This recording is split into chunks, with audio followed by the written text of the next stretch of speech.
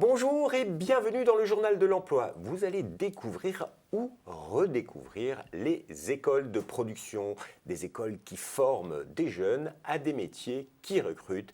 Et pour tout savoir, nous avons le plaisir d'accueillir Benjamin Chabroux. Bonjour. Bonjour. Vous êtes responsable de l'école de production de l'ICAM site Paris-Sénart. C'est une des toutes dernières écoles de production créées, c'est ça? Exactement. On a été créé en 2017.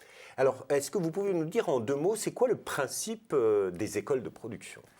Alors, les écoles de production, c'est former des jeunes en décrochage scolaire, à un métier en tension. Et nous, on a choisi le métier de l'usinage. Voilà, avec la pédagogie particulière aux écoles de production, de apprendre en produisant. C'est-à-dire que les jeunes produisent réellement des produits qui sont vendus, c'est ça? Exactement. En fait, on a des commandes clients.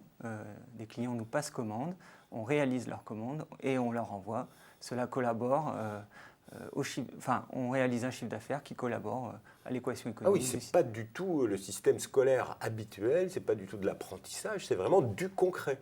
Oui, c'est du concret. En fait, on veut mettre les élèves en situation concrète, réelle, pour qu'ils se sentent à l'aise et qu'ils puissent raccrocher à un métier, à une insertion dans la vie professionnelle et dans la vie d'adulte. Alors concrètement, mais comment ça se passe? Parce qu'ils sont tout le temps à l'usine en train de produire ou il y a de la théorie? C'est un petit peu... Comment ça se passe?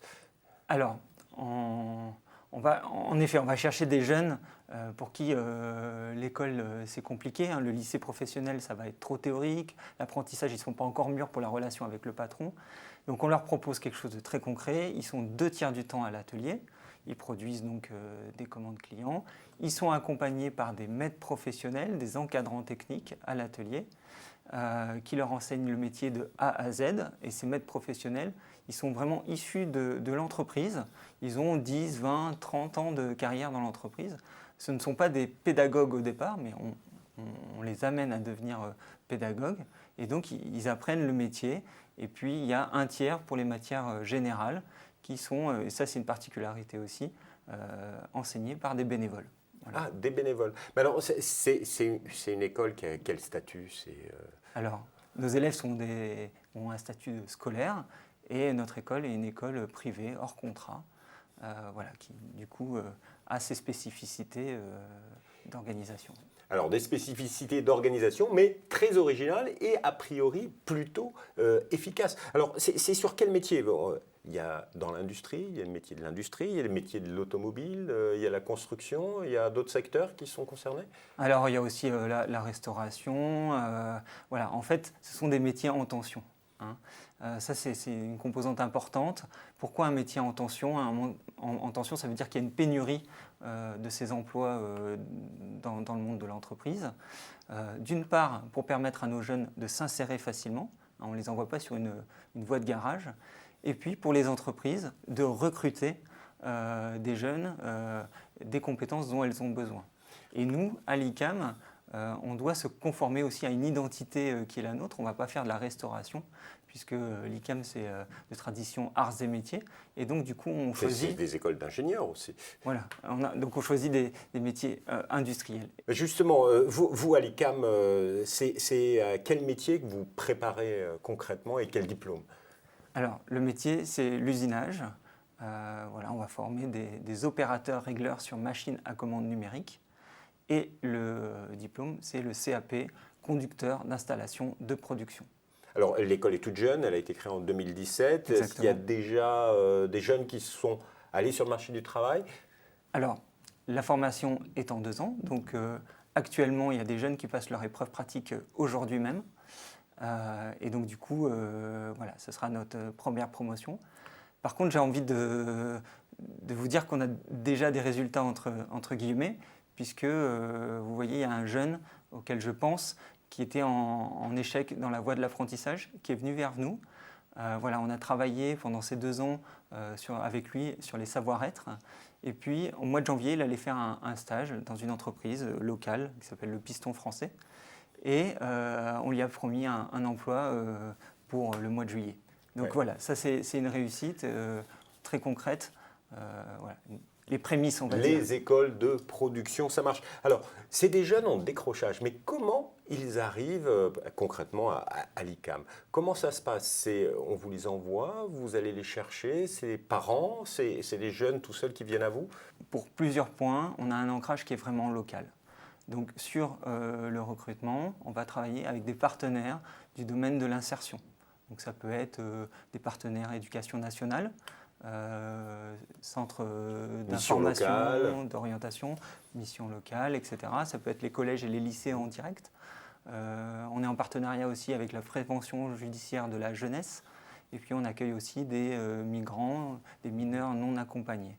Et on leur propose donc de subir un processus de recrutement en 4 étapes pour qu'on rentre dans le principe de choisir et être choisi. Choisir et être choisi. Alors comment ça se passe? Vous les rencontrez? Ils ont des périodes de test? Voilà, exactement. Alors la première étape, c'est de venir à l'école de production pour nous rencontrer, pour voir le dispositif. On leur donne aussi des billes sur le métier, quel est ce métier auquel on va les préparer. Ensuite, deuxième étape, ils viennent faire une période d'essai parce que en fait, c'est pas facile pour un jeune de se dire est-ce que je vais faire de l'usinage? Voilà.